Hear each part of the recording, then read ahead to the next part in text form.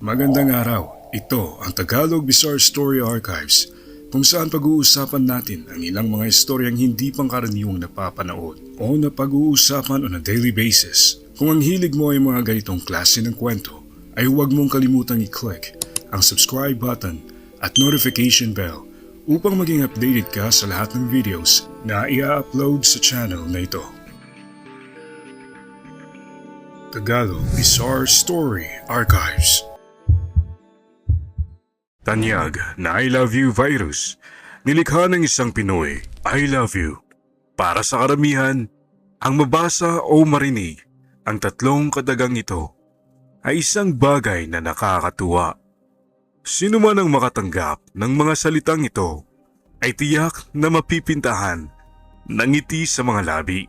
Ngunit, paanong nangyari na ang mensaheng I love you ay magdulot ng napakalaking pinsala at hindi ng tuwa? Ito ang kaso ng tanyag na I love you virus na mabilis na kumalat sa buong mundo noong early 2000. Hindi katulad ng typical na virus na direktang umaatake sa kalusugan ng mga tao o hayop. Ang virus na ito ay internet-born na nakadisenyo upang mabilis na kumalat at sumira hindi ng kalusugan ng tao kundi ng computer systems. Tinatayang aabot sa bilyon-bilyong dolyar ang naging pinsala nito at milyon-milyong individual sa buong mundo ang naapektuhan. Hanggang ngayon, ang malware na ito ang itinuturing bilang worst computer worm sa kasaysayan. Kilala rin bilang love bug o love letter, ang virus ay kumakalat mula silangang bahagi ng mundo patungong kanluran sa loob lamang ng isang araw. Nagdulot ito ng 5.5 bilyon dolyar na pinsala. Sinisira ang mga importanteng computer files at nagpahinto sa mga sistema ng computer sa mga malalaking korporasyon, newsrooms, Wall Street firms at mga tanggapan ng gobyerno sa buong mundo kasama na ang Pentagon at CIA.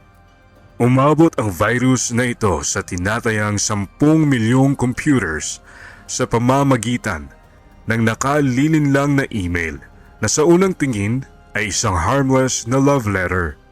Ngunit ito'y may kakayahang i-overwrite ang mahalagang system files ng biktima na nagdudulot ng pagkawala ng data at mag-crash ng computer system. Ang computer virus ay nare-receive sa isang email na may nakakapukaw na subject line na I love you, a love letter for you, at may attachment file na katulad ng makikita sa screen. Nang mga panahong iyon, ang file extension na VBS na nangangahulugang Virtual Basic Script ay maaaring i-hide, kung kaya't ang lumitaw na extension ng attachment ay .txt ay nagmistulang harmless note file lamang. Gayunpaman, kapag binuksan, ang script ay kusa itong magpapadala ng mga kopya sa lahat ng email address sa contact list ng biktima, mag-overwrite ng mahalagang system files at posibleng magnakaw ng mahalagang impormasyon gaya na lamang ng password. Sino ang nasa likod ng I love you virus? Ang I love you virus ay inilikha ng isang Filipino college student na si Onel de Guzman. Siya ay 24 na taong gulang lamang noong mga panahong iyon. Una siyang inaresto ng mga otoridad, ngunit siya ay pinalaya kalaunan at ang lahat ng kaso laban sa kanya ay ibinasura. Ito ay sa kadahilan ng wala pang nasusulat na batas noon na maaaring mag-criminalize sa sinumang gagawa ng malware sa Pilipinas. Dahil sa insidente ng I love you virus na isabatas noong Hulyo 2000, ang Republic Act No.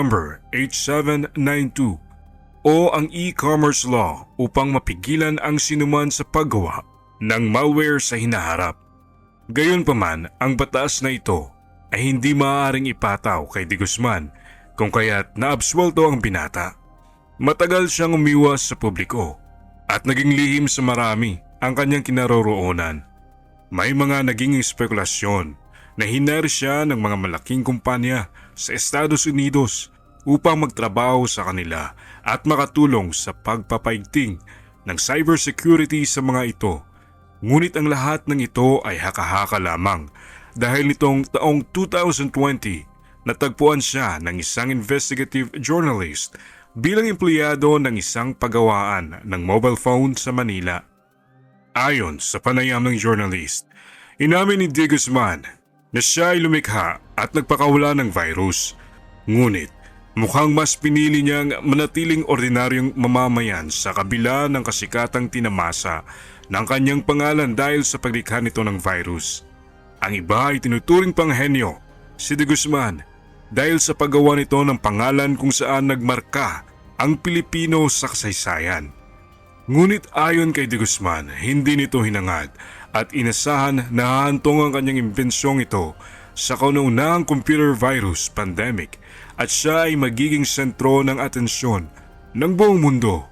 Hindi rin daw nito gusto ang atensyong ipinukol sa kanya dahil sa siya ay likas na mahihain at likas na ayaw nito sa limelight. Ayon pa sa kanya, ang virus na ito ay nilikha niya habang siya ay estudyante pa lamang ng Computer Science sa AMA Computer College sa Pandacan, Manila noong 2000. Maraming tao ang hindi nakakaalam noon na ang orihinal na intensyon ni De Guzman sa paglikha ng worm ay may altruistic na ugat.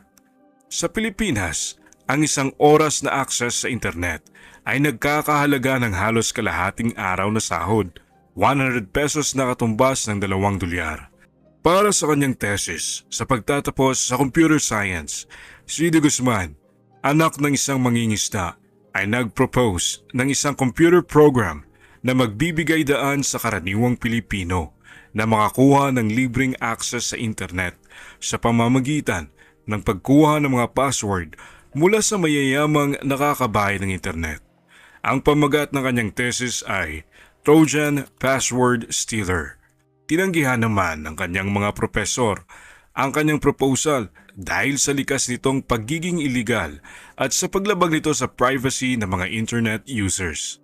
Ito ang dahilan upang hindi siya makapagtapos. Bagamat masaklap ang kanyang naging kapalaran, hindi siya nagpatinag at kasama ng isang kaibigan ay gumawa siya ng bagong bersyon ng mas naunang virus na ginawa niya. Dinagdagan niya ito ng auto-spreading feature. Siya rin ang nakaisip na ipangalan dito ang I Love You na ayon sa kanya ay may appeal sa lahat ng tao sa mundo. Sa isip niya noon, ang lahat ay maiingganyong pindutin ang email kung ito ay may personal o romantic attachment sa user. Una niya itong ipinadala sa isang kaibigan na nakabase sa Singapore at mula doon ay mabilis itong kumalat sa iba't ibang panig ng mundo. Tinatayang nasa pagitan ng 5 hanggang 8 bilyong dolyar ang pinsalang na idinulot ng virus sa buong mundo. Sa tansya ay nasa 10% ng lahat ng mga computer na konektado sa internet sa buong mundo ang nahawa sa virus. Pati na ang Pentagon, Central Intelligence Agency o CIA at ang British Parliament at marami pang malalaking korporasyon ay tuluyang isinara ang kanilang mail systems upang protektahan ang kanilang mga sarili mula sa virus. Ang hindi sinasadyang insidenteng ito ay lumikha ng napakalaking pinsala, ngunit sa kabilang banda, in-expose ito ang kahinaan ng mga cybersecurity na siyang pinagtuunan ng pansin ng mga programmers taon pagkatapos ng insidente. Dahil sa naturang virus, nagawang unti-unting ayusin ang mga loopholes na maaaring makapagpahamak sa cyber users katulad na nangyari sa I Love You virus incident. Tapos na ang yugtong ito, maraming taon na ang nakalipas. Ngunit ang pangalan ni De Guzman at ang kanyang nilikhang virus ay hindi na kailanman malilimot sa mundo ng internet. Kung ikaw ay umabot sa bahaging ito ng video, maraming salamat sa iyo. At kung nais mo mas masuportahan ang aming channel sa paggawa ng mga ganitong klase ng content, you can do so by following the instructions on your screen. Para sa iba pang istorya, huwag mong kakalimutang mag-subscribe sa aming channel. At kung may nais kang ma-feature na kwento na sa tingin mo ay angkop sa channel na ito, maaari mo itong isulat sa comment section. Hanggang sa muli, ito ang Tagalog Bizarre Story Archives.